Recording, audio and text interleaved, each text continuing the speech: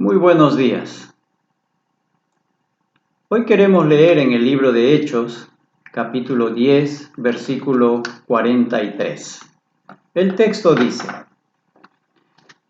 De este dan testimonio todos los profetas, que todos los que en él creyeren recibirán perdón de pecados por su nombre.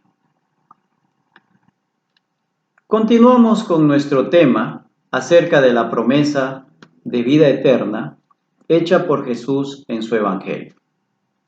Esta promesa incluye varios temas. De entre ellos, ya hemos visto sobre el arrepentimiento, sobre el pecado y sobre la muerte.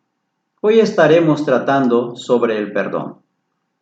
El texto que hemos leído al empezar es el relato cuando el apóstol Pedro da testimonio del Evangelio al centurión romano llamado Cornelio.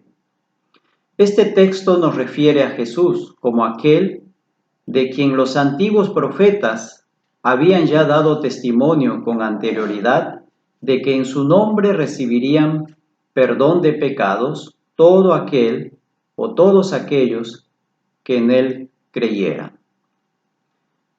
Todo el Nuevo Testamento nos habla que quien perdona nuestros pecados es solamente Cristo, que solo Él tiene el poder y la autoridad de hacerlo, porque Cristo es Dios hecho hombre, y solo Dios puede perdonar pecados.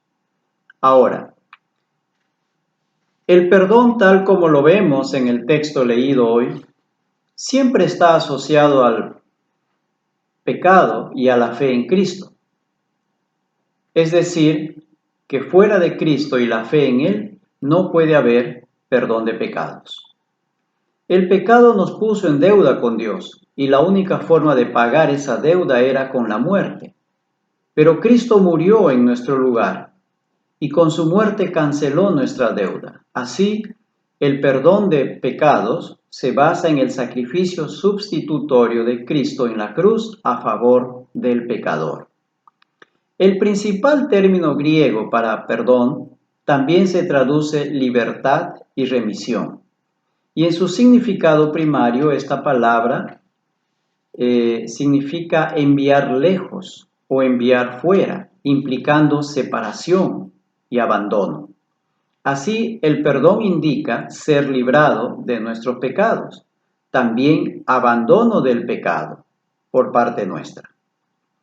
Con lo que hemos visto, hasta aquí podemos decir que el perdón de nuestros pecados es solo posible gracias a la obra redentora de Cristo.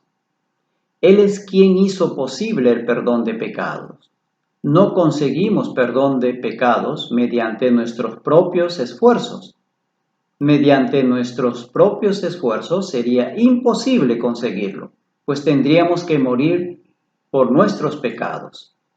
Ser nosotros mismos nuestro propio sacrificio, pero ese sacrificio no sería aceptado, pues Dios solo acepta sacrificios perfectos para perdón de pecados, y el único sacrificio perfecto y que Dios aceptó fue el de Cristo. Muestra de que su sacrificio fue perfecto fue la resurrección de Cristo de entre los muertos. Porque el sacrificio de Cristo fue perfecto y por ello aceptado por Dios, así el perdón que Dios nos da también es perfecto, nunca a medias. La Biblia dice que Dios alejará nuestros pecados de nosotros y nunca más se acordará de ellos. Por ello también nosotros, cuando somos perdonados, debemos abandonar nuestros pecados, no continuar en ellos. Pues no abandonar nuestros pecados sería muestra de que no hay un arrepentimiento verdadero en nosotros. Así, el perdón de nuestros pecados es una obra que Cristo hizo a favor nuestro. No es obra nuestra, y como dice el texto leído, la forma de obtener el perdón de nuestros pecados ante Dios es por la fe en Cristo. ¿Qué tenemos que hacer entonces? Reconocer que somos pecadores, arrepentirnos pidiendo perdón a Dios y creer en Cristo como nuestro Señor y Salvador. ¿Lo hiciste ya? Piénsalo Amén.